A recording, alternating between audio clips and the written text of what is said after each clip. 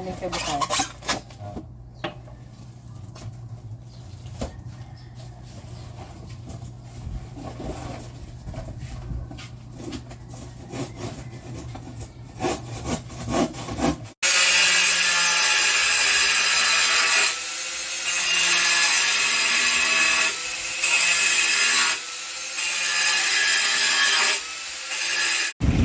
Din sa nagkadto nga nagatubangay gid sila nga duwa. Ginduso sa sang isa. Ginduso sa sang isa.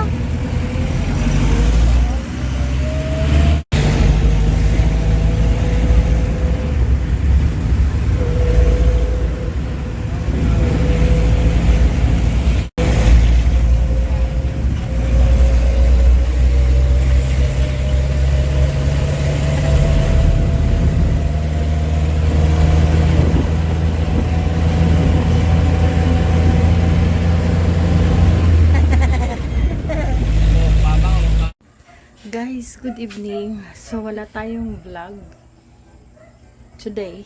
Na ano na naman ako guys, nahuli na naman ako, but anyway, I'll try.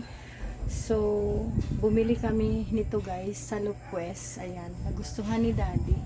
Na-haul ko siya pero medyo maingay yung pag-haul ko. So ito siya guys, so ayan, cute daw. Tapos may dalang pitsil, nagustuhan niya. Yung mga long time ago na mga set pero hanggang ngayon nandito pa sila, di ba maganda? Ayan. So sabi niya, I like it. Pag kami lang kumakain kami lang kumakain kasi what you call, ano siya guys, saan natin ito ilalagay? Dito lang. Ano siya guys, parang terno. So dito wala na tayong guys, hindi, i-rearrange ko na naman ito guys kasi punta tayo dito sa kabila, patapos na yung kitchen area natin. Ayun, so black na black, ayun, black yung tiles at saka ayan, hindi pa tayo tapos guys, andyan kulang pa. So napansin namin ni Daddy, maganda kung mga ganito na kulay ang ilalagay. So mag-isip na naman tayo another color for this side, pero ang ganda ng tiles natin. Wala pa tayong ilaw kaya hindi mo pa siya ma-appreciate masyado kasi magpalagay pa tayo ng ilaw dito sa taas. Ayan, so for now gintistingan lang muna namin ni Daddy kung anong kulay na mas bagay sa kanya. Silver looks good at saka white looks good. Pag black to black hindi na siya makikita, so maybe maghanap tayo ng mga appliances na maka-go here, but this is mainly for the stove section lang siya guys. So kailangan natin ng isang induction at saka isa dito. So we'll try muna ng tatlong side, and then yun na guys, ang sa ilalim maayusin natin yan. So for now, that is muna yung natin ganap. Hindi siya masyado makita kasi siya guys, wala siyang ilaw dito at saka syempre black siya, pero maganda yung pinalabasan. Ayan, okay naman siya. Ayan. So it looks not too bad. Ayan, o diba, parang mirror. Makapag mirror kami dito guys, makikita namin yung umaakyat sa sa stairs. Tapos makikita ko yung sa likod, which is really nice. Yan talaga yung hinahanap namin. Yan nga hindi siya mirror pero okay na lang. Ang aso guys sa ilalim, maliit lang yan siya pero tumatahol siya kasi pag nandyan yung may-ari sa kanya, tinatawag niya yan. Nagsiselos yan siya pag hindi siya nilalapitan. So anyway, ilalagay lang natin ang soft drinks dito. Tapos yung dalawang Coke Zero. Ayan, para kay Daddy. Kasi pag umakyat siya dito sa taas, para kompleto na siya. Ayan, so we have lechon manok, at saka may pork tayo niya kaunti, may kanin, may bread. Kompleto yan dyan. Ayan. At saka ito, hindi na itong lutuin na. I will cook it to make it a little bit ano pa to guys, si ubi. Ayan. So, lutuin natin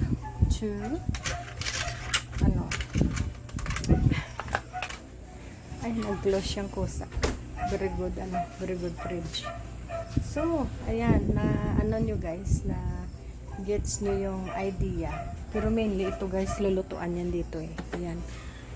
So, kung babalik ta rin ko siya, na doon ako luluto kasi medyo mababa, siya pwede din.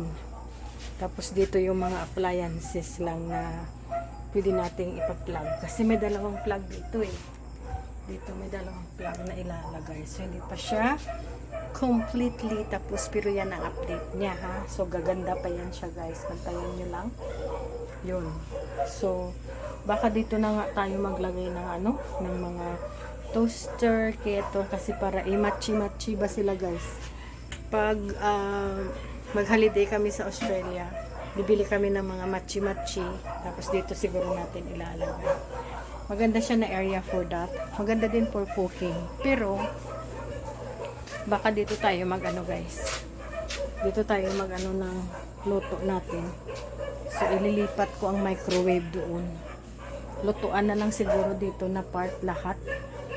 Kasi ano to eh, mababa. Diyan siguro for decoration na lang siya guys. Medyo mataas siya kaunti. Dapat mababa yan siya ng mga 1 inch. Pero tumaas siya ng mataas pa siya sa table. So it's really tall. Yan o, mataas pa siya sa table o yan. O diba? Pero no matter na lang. Okay din siya tingnan dyan. Magano na lang ako, find ways na lang ako guys to make it work. You know? Ganyan. Sa mga puti, okay yung height niya. Mataas kasi siya.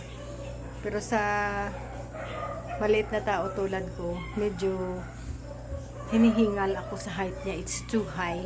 You know, so.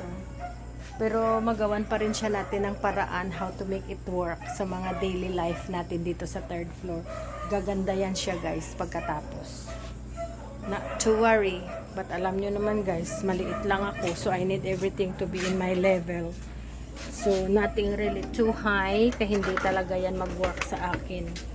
Unfortunately, I'll be very sad. So, mag-display tayo doon ng mga hindi ko ginagamit everyday para hindi ako gaganon. Hindi ako gaganon. Dito na lang ako mag-work everyday. Sayang. Pwede naman pang display area siya guys. Pwede siya talaga. So, ayan ang day natin. Tapos, may inaasikaso tayo ngayon na mga bagay-bagay ang mga aso nagtatahol guys. Ang dami nila. Then, may eroplano na nagliliparan dyan sa taas. May inaasikaso kami ngayon ni Daddy. So, i-vlog ko na lang siya guys later. Pero, yan. Ito guys, ang problema dito pag nagba-vlog kayo. Ang mga aso sumasabay din sa'yo. But anyway, I hope that you have enjoyed our update for our cooking area. Cooking area ang purpose niya lang to do. But baka i-flip na lang natin. Ano na lang natin dyan na panglagyan na lang natin ng mga gamit natin. Pwede naman. Pwede naman siya guys. Ganyan, wala tayong problem doon. Hope you have enjoyed sa update natin. And follow us for more. Ako si Cindy, dito sa Pilipinas. And sign off na guys. Si Angel Wings. Good night guys. Thank you for watching. Bye-bye now.